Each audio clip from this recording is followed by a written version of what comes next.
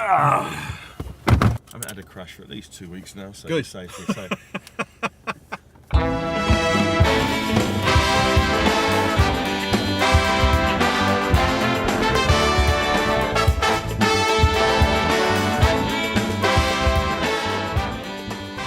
Born and brought up around here, yeah? Yes, I was in that big tall building right there, similar house.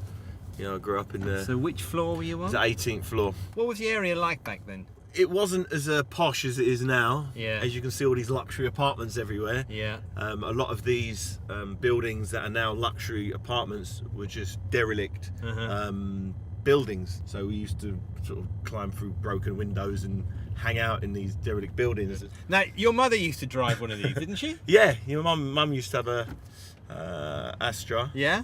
And so you would have been in the back seat? I would have been in the back. Yeah, I was probably too small to be in the front.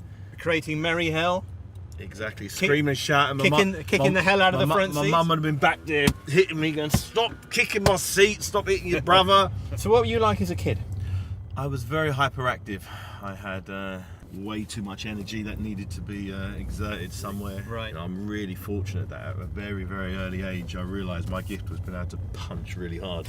What did you start doing at that age then? I was doing karate. I'd go with my dad to the dojo and we'd learn sort of the katas. My father was very big into health and fitness and making sure that he was in great condition. So I always had big men as role models. Muhammad Ali in my household was the main man. He was the epitome of what a man could do. If you can aim at that and come halfway, you've done something tremendous with your life. So when did you make the change from actually pursuing Kung Fu as a sport to boxing? When I was 10 years old. Right. I always wanted to be a boxer. But my father didn't want me to go to a boxing gym until I was 10 years old. Why? Maybe he didn't feel comfortable getting punched in the face when I was 5 years old. 10 years old, okay, you can get punched in the face now. This was the walk I used to do to walk to my boxing gym. Okay. Fitzroy Lodge Amateur Boxing Club. Here in the corner calf, just behind the corner calf. So that's where it all started. 10 years of my life. What people forget, in the inner cities, I was very fortunate. I had my dad around. There are a lot of kids, I'd say the majority of kids that I grew up with, there was no father figure around. And to go to an environment where there were strong, male, positive role models, telling you what you needed to hear, you could confide in them, but you couldn't do it with anyone else. Although you're enjoying it as a sport, were you remotely fearful? Yeah, of course. Yeah, you're always fearful. You always think, I was always the hardest kid in my class.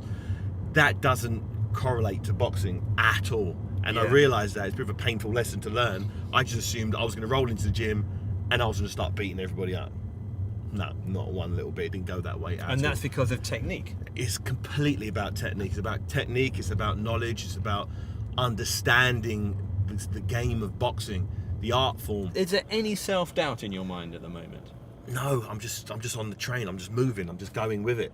My parents have always said, you can do whatever you want in life as long as you're the best at it.